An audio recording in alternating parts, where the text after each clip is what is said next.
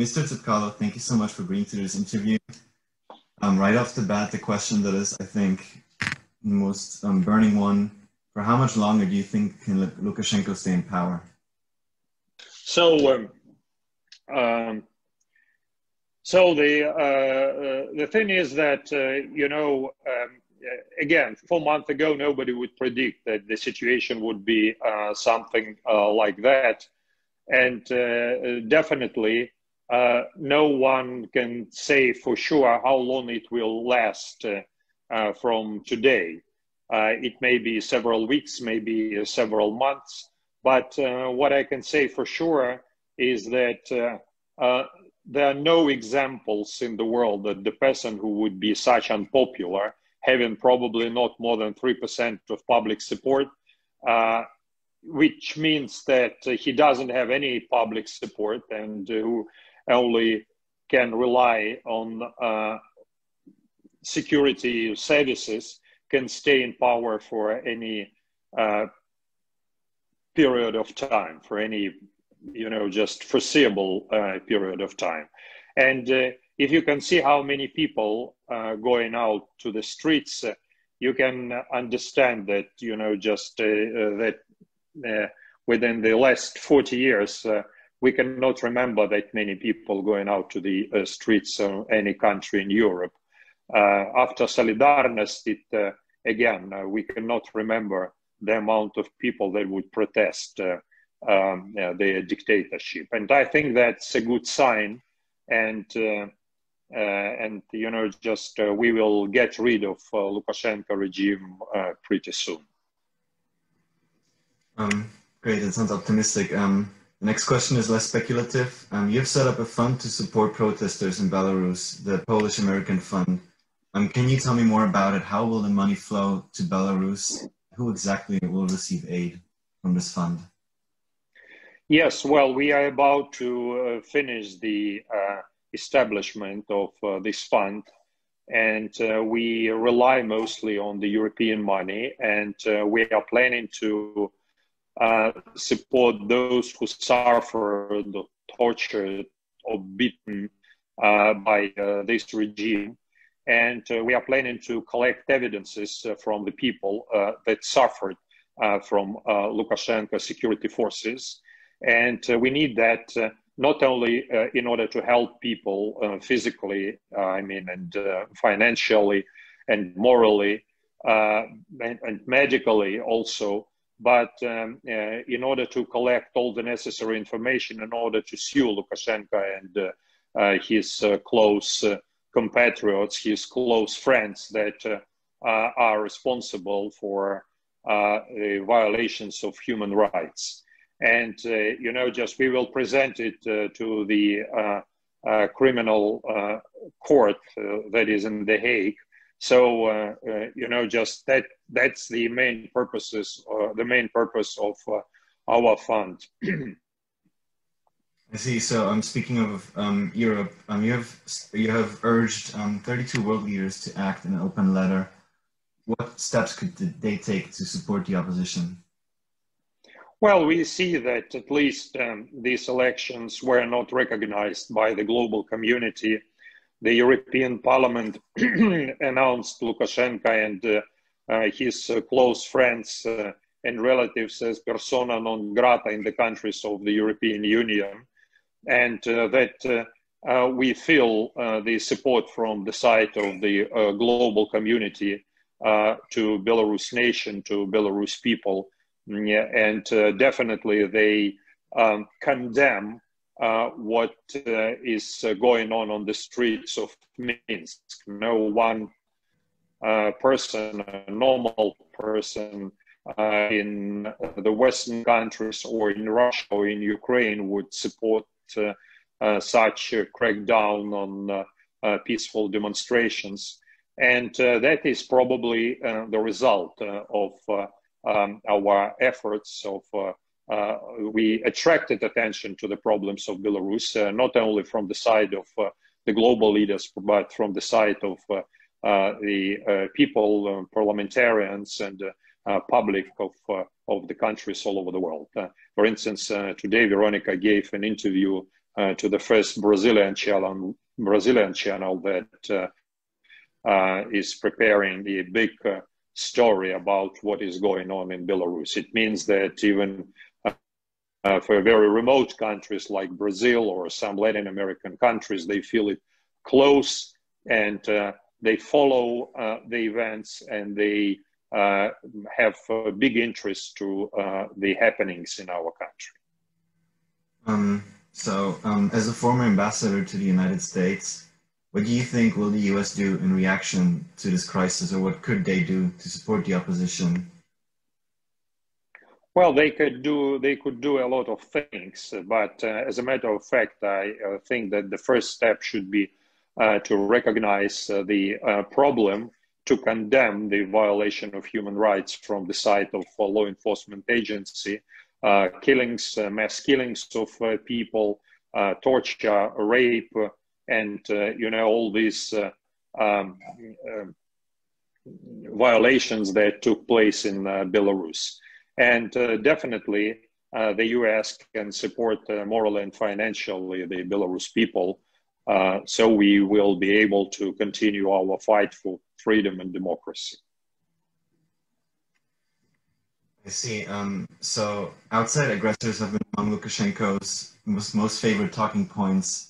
Do you have any reason to believe that there is outside intervention now during this crisis, during the protests in Belarus, aggressive or not? Intervention? So what? Direct action being taken in Belarus? Direct action taken by whom? By by any country, or any country, or Russia specifically, for instance. Well, the problem is that Lukashenko destroyed the political system in the country. We do not have political parties. We do not have opposition inside the parliament. All the court, all the judges are appointed by him and can be released from their position at any time he wants to. So the government is appointed completely by him and can be dismissed at any day, at any time, according to his desire. All state-run media belongs to him, personally to him, and or to the state. And there is no discussion in the state-run media, for example, on TV. And this is the reason it's hard to say how it is possible internally to negotiate with Lukashenko, because there is no structured opposition, and we do not have the society, the political system that is able, just to continue running the power in the country in case Lukashenko will step down. And I think that the key role will be played by European countries and by Russia, definitely, that should be a kind of intermediators in this political crisis that is happening in Belarus. But I do not think it would be any direct intervention, because it would. It does make sense. Lukashenko, in case he wants, he can start shooting at the people using real machine guns. Now at this moment, he uses, security forces, and he shot to death, and, several people died, and they used rubber bullets and some explosives and tear gas and, just all type of things against peaceful people, but he didn't cross the line to use, real weapons, which would make him immediately a world criminal.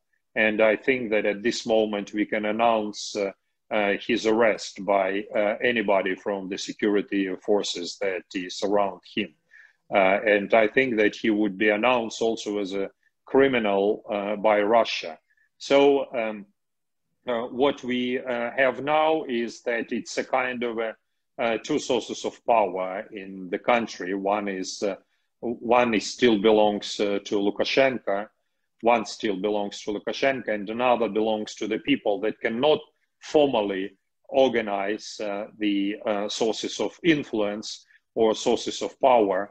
However, just it's a kind of a balance that people cannot overtake the power from Lukashenko regime because he created such conditions in the country. But as a matter of fact, he cannot control the society because his bureaucratic machine cannot longer,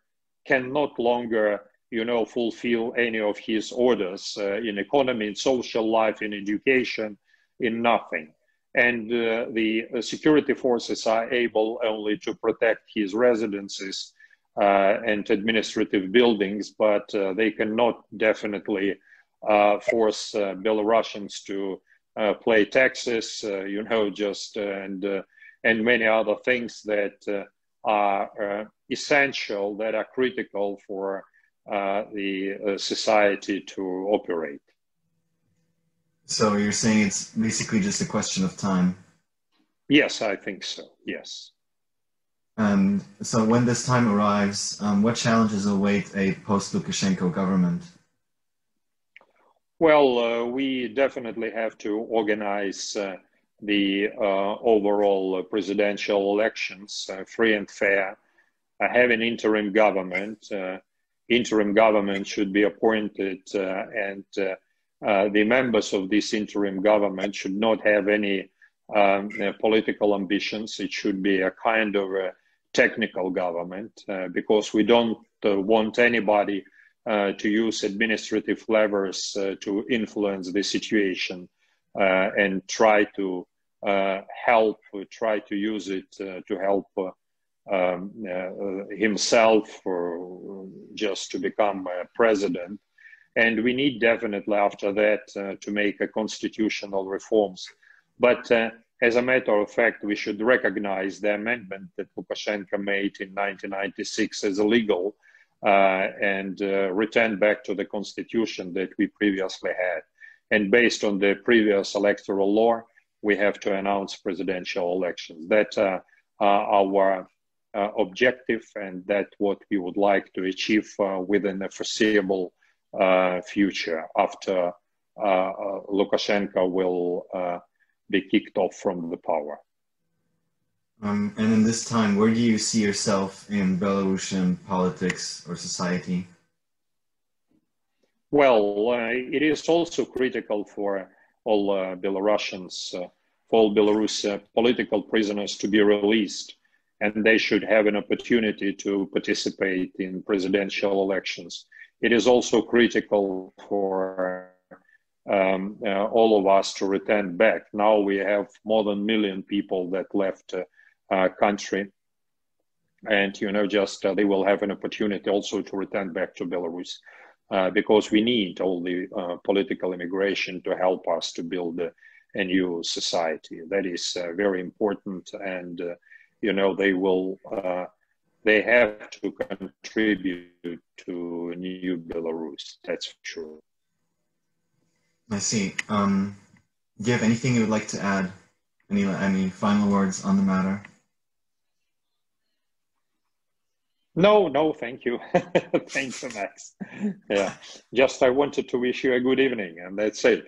Just the nice end of a weekend. In our country, people are out on the streets at this particular moment, and they're trying to find a new way how to oust Lukashenko regime from the power, and we all wish them good success in this fight for freedom and democracy, and fight for freedom to choose the political leader that they want. All right, I think those are very nice final words. Thank you so much for taking your time. Yeah. Sunday. Yeah, thank you. All right, Thank you, Max. stay safe. Yeah, bye-bye. Goodbye. Yeah, thanks.